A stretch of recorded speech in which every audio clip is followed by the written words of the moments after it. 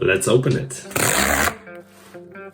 Today is a really exciting day for me because I have to go to pick up a special derivative that just arrived to the store, and that's one of my prints from my creative channel on Instagram, Oslo Dust. Some days I get tired of my own photography. Doesn't matter how many pictures I take, it always feels like they're not good enough or not interesting, or I just go through the whole pile. I'm like, I cannot find the reason why I came out with my camera to take these pictures. I believe all of us feel the same in a while, a little bit uninspired, especially in a weather like that. Gray skies, snow in your face, camera in your pocket, and you can force yourself to just be inspired and get some interesting results from your photography. But there is few ways. Actually, I found one project that keeps my photography alive, or at this point you can call it art, because it's not only about taking the pictures but also to create the whole story around the picture. And actually, in the end, I'm quite pleased with some of the results, and I want to tell you more about this project that I have on the side. I call it my creative account. Ooh, it's so slippery. Beside my main Instagram account, Tom North Pole, I have one creative account that's named Oslo Dust.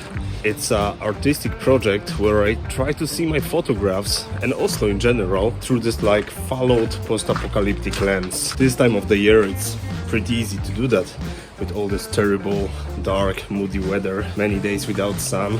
When I go and try to photograph everyday visions of Oslo, everyday photographs, you can call it street photography, this is what I believe I do for the most part. I try to imagine that you can visit Oslo like 100 years in time after a total disaster, where still people are living and they try to get through the day, but in the post-apocalyptic reality.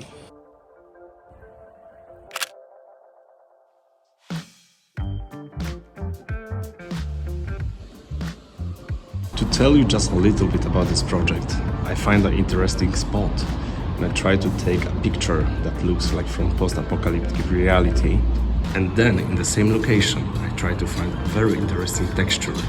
When you look around, the textures are basically everywhere.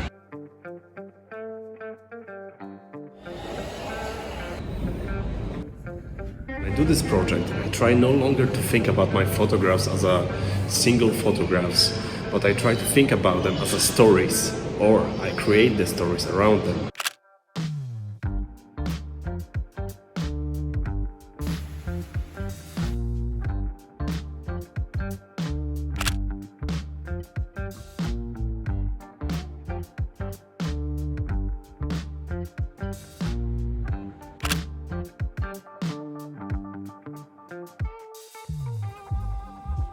Terrible weather. It's a waterproof camera, but I don't want to get it wet too much.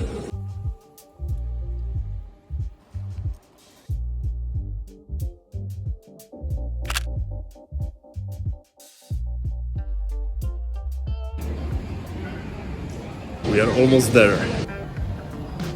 There's a cool machine at Oslo S where you can print some of the images. Let's first grab the picture that we came for.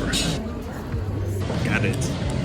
I'm quite excited to get back home and open it and see how it looks in a big format for real. For this project right now I use many different cameras. Lately I use some of the Fujifilm's X10, X100V. Sometimes I shoot with Canon and sometimes just with my phone. I edit on my Mac or on my phone as well. This is a very nice and easy process, very creative one that gets me captivated for most part of the time. And the most important, like, it gives me another try at my photography, another window to like come up with my ideas and try to place them somewhere. And I start to think about like one project that can be connected together around Oslo. Nice and safe packaging, so it's not gonna get damaged during transport.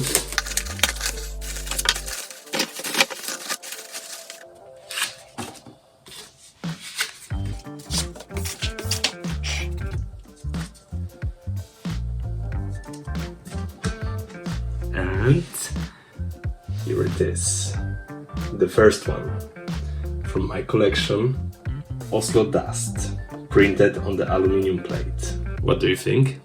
I think it's really good. It's what I really expected, that this is how it's gonna come. The contrast, the colors, the details, the sharpness of the elements. Everything is how I want it to be. Good work. If you want to see more images like that, you can visit my Instagram account, Oslo Dust.